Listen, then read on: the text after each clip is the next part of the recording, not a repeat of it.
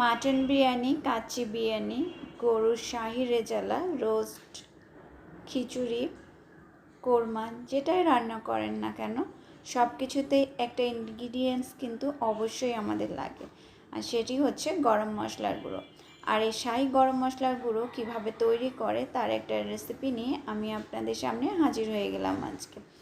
আসসালামু আলাইকুম, welcome back to my channel Notasi kitchen. কতটুকু মশলা কতটুকু পরিমাণে নিলে একটা পারফেক্ট শাহি গরম মশলা আমরা তৈরি করতে পারবো, সেই রেসিপিটাই আজকে আমি আপনাদের সঙ্গে শেয়ার করব। চলুন তাহলে দেখে নিই কীভাবে আমরা শাহি গরম মশলা তৈরি করে নেব এবং আমাদের কী কী উপকরণ লাগছে। এখানে আমি হাফ কাপের মতো দারুচিনি নিয়ে নিয়েছি এবং 1/4 কাপ নিয়েছি এলাচ। আমি এখানে ছোটো এলাচটা ব্যবহার করেছি। 4টা নিয়েছি তেজপাতা, 3টা শুকনো মরিচ, 2টো স্টার এনিস, হাফ চা চামচ শাহি জিরা এবং কাবাব চিনি নিয়েছি 10-12টা, লবঙ্গ 1 টেবিল চামচ, গোলমরিচ নিয়েছি 1 টেবিল চামচ, মিষ্টি জিরা, মৌরি বা গুঁড়োমুড়ি যে নামেই বলেন সেটা নিয়েছি 1 টেবিল চামচ, জয়ত্রী নিয়েছি 1 চা চামচ এবং আমি জয়ফল, একটা গোটা জয়ফলকে ভেঙে তার অর্ধেকটা নিয়েছি। শাহি গরম মশলা বা বিরিয়ানি মশলার মূল উপকরণ হচ্ছে স্টার এনিস এবং কাবাব চিনি। এই দুটো উপকরণ ব্যবহার করলেই গরম মশলাটা শাহি মশলায় রূপ নেয়। আমি চেষ্টা করেছি খুব সহজভাবে আপনাদেরকে শাহি গরম মশলাটা তৈরি করে দেখানোর। আমি খুব বেশি মশলা এখানে ব্যবহার না করার চেষ্টাটাই করেছি।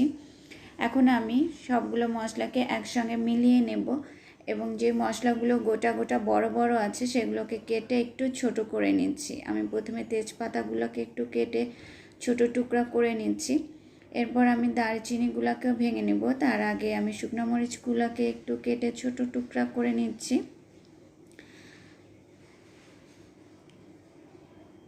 এখন আমি দারচিনির টুকরাগুলোকে আরেকটু ছোট করে নেব, এতে করে আমরা যখন ব্লেন্ড করব সেক্ষেত্রে আমাদের জন্য সুবিধা হবে।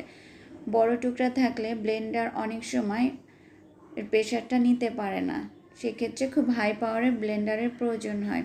তাই একটু ছোট ছোট করে নিলে আমাদের জন্য সহজ হবে। কেউ যদি চান এই পর্যায়ে মশলাটাকে গুঁড়ো করে নিতে পারেন, কিন্তু আমি আজকে মশলাটাকে একটু টেলে নেব, হালকা আমি একটু টেলে নেব। আবার যদি কেউ প্রয়োজন মনে করেন তাহলে সেই ক্ষেত্রে রোদেও শুকিয়ে নিতে পারেন। আর এভাবে যদি কাঁচা অবস্থাতেই গুঁড়ো করে নেন সেক্ষেত্রে দেখা যায় কি মশলাটা খুব বেশি দিন ভালো থাকে না এবং এটাকে ফ্রিজে রেখে সংরক্ষণ করতে হয়। আর যদি আমরা একটু টেলে নিই, হালকা একটু টেলে নিয়ে মশলাটাকে গুঁড়ো করে নিই, সেক্ষেত্রে মশলাটা বাইরে থাকলেও অনেক দিন পর্যন্ত ভালো থাকে। এক্ষেত্রে আমরা 5 থেকে 6 মাসের মতো মশলাটাকে বাইরে রেখে ব্যবহার করতে পারবো। সেক্ষেত্রে তবে দেখা যায় যে কয়েক মাস যাওয়ার পরে মশলার গন্ধটা আস্তে আস্তে একটু কমে যেতে থাকে।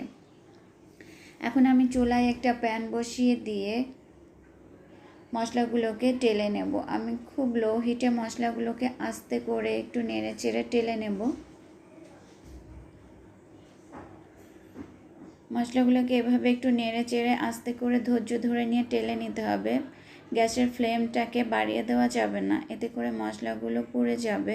আর মশলাগুলো যদি পুড়ে যায় তাহলে মশলার স্বাদটা নষ্ট হয়ে যাবে এবং মশলাটা খেতেও তিতা লাগবে।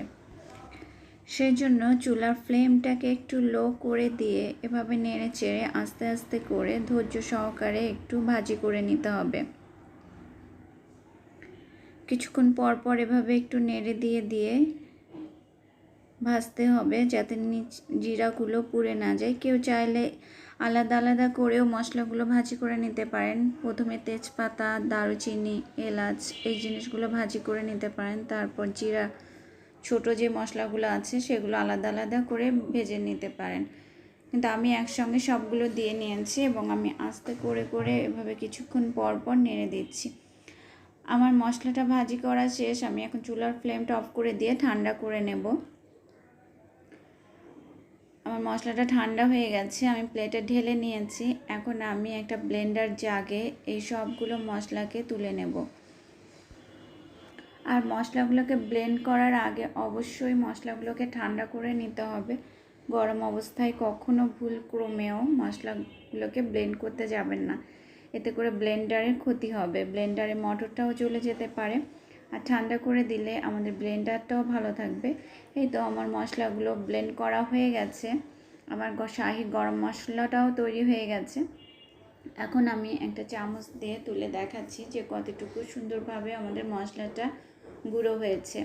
কেউ চাইলে এই পর্যায়ে একটা ছাঁকনিতে করে মশলাগুলোকে একটু ছেঁকে নিয়ে তারপর আবার যে অবশিষ্ট অংশটা থাকবে সেটাকে আবার ব্লেন্ড করে নিতে পারেন, কিন্তু আমি আর করব না। আমার কাছে মনে হয়েছে আমার মশলাটা পারফেক্টভাবে ব্লেন্ড হয়েছে।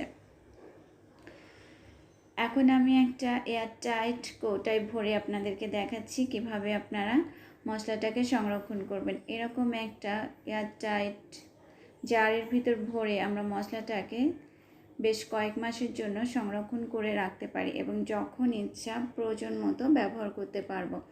আর এইভাবে যদি গরম মশলা তৈরি করা থাকে হাতের কাছে, তাহলে আমাদের রান্নাটাও সহজ হয়ে যায় এবং শাহি যে কোনো রান্নায় আমরা এই গরম মশলাটাকে ব্যবহার করতে পারবো।